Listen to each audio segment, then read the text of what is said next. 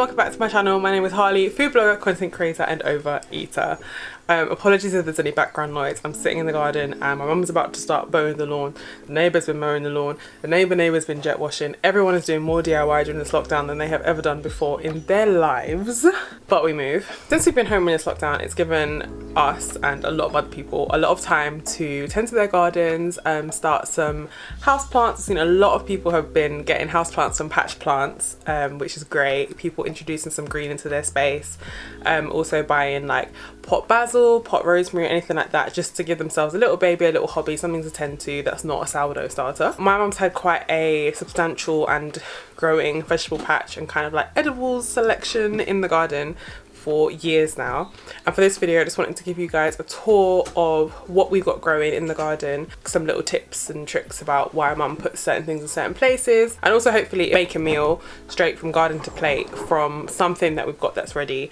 Not everything in the garden is ready. A lot of the stuff that you'll see is coming into season now. For example, the strawberries. We do have some rhubarb that's ready, and also I think some chard. So maybe in this video, maybe in a separate video, we'll do a garden to plate video and yeah, do a recipe with something that is completely homegrown.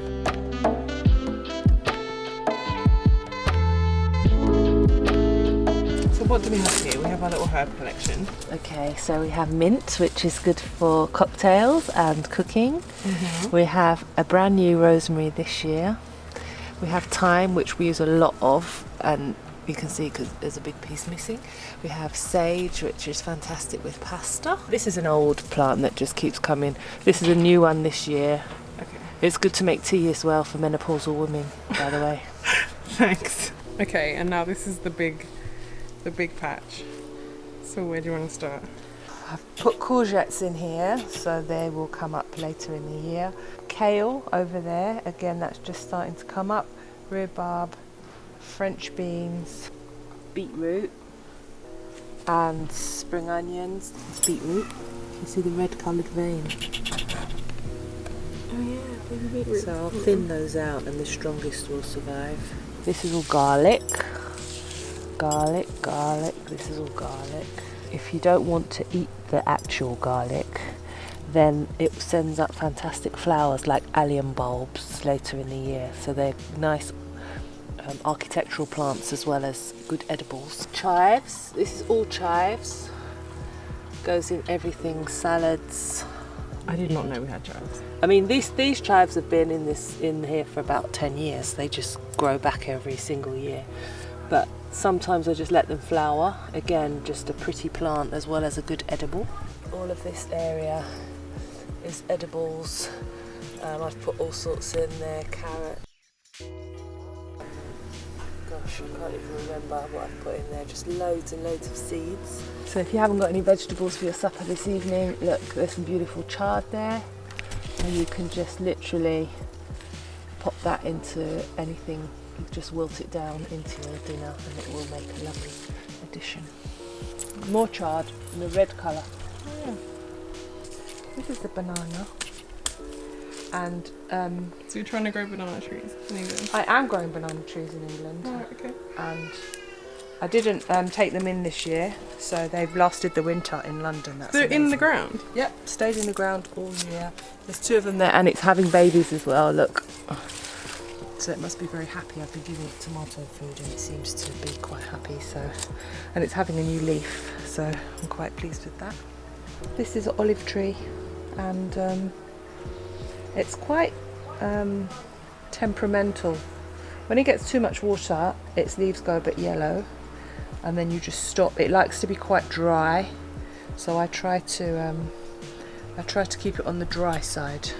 It's very happy, and each of these little bits will be an olive.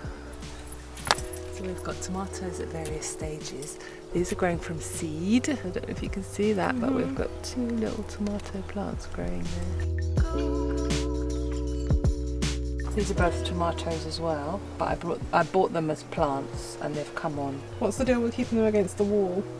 Well, the brickwork, because this garden's south facing, the brickwork stores energy and they really like a nice warm place, so they're really happy here. So even on the cooler days and during the night, the bricks continue to release energy, heat basically, so they like to be here. So these strawberry plants are really old. They're many years old, and I just, every so often I just refresh the topsoil. I don't do anything else other than that. And you can see each place where we've got a flower, each flower will be a strawberry. This is a bay tree, so we use this in cooking a lot, for especially dal. It goes in dal, it goes in roasts, roast meats. Put it in jollof rice. I did Jollof rice, anything. It's really, really... cornmeal porridge. Yes, cornmeal porridge. And this plant is particularly healthy. You can see the leaves are in really good shape. It's massive. Doesn't have any holes, doesn't have any blight. It just seems to be really happy here, which in terms of the spot that it's growing in is mostly shade, and then it gets late afternoon sun. That's it. In there is a compost bin. Most local authorities will give you a compost bin, so don't feel the need to go and buy one. If you ask your local authority, they'll probably come and bring you one, because they want to encourage you to compost. I leave it open a lot of the time, but if there's too much rain, I put the lid on.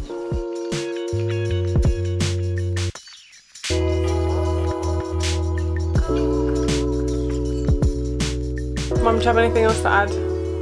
Anything you want to tell the people about growing fruit and veg that you forgot to tell them?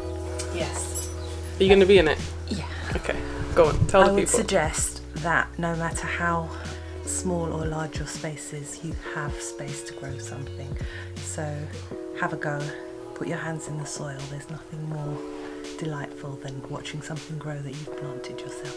And as we saw, some stuff we started from seeds, and some stuff we're nurturing, some of the herbs are nurturing from a pot plant, which we got. The rosemary stuff they sell in the supermarket.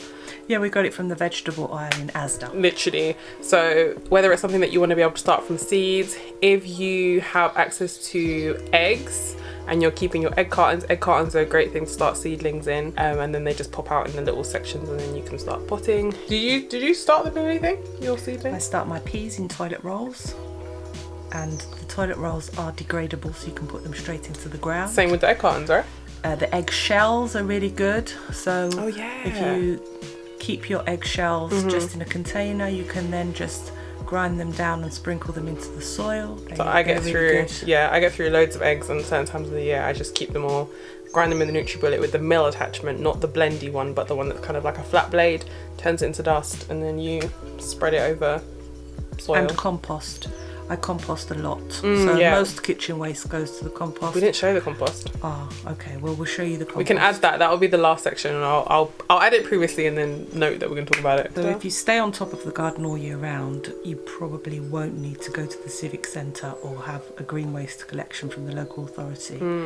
But you need to compost regularly and know what not to put in there. I think the basic rules of thumb, I would say, is don't put any citrus in there.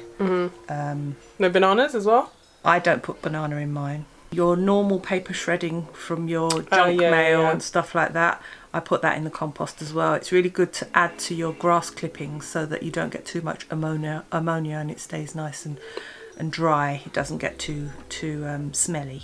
So would you add compost if you were just keeping your basil or rhubarb? I have very, very few indoor plants. I'm not very good at growing indoor at all. I've started growing succulents indoors because I'm that bad. So a cactus and a succulent. Yeah.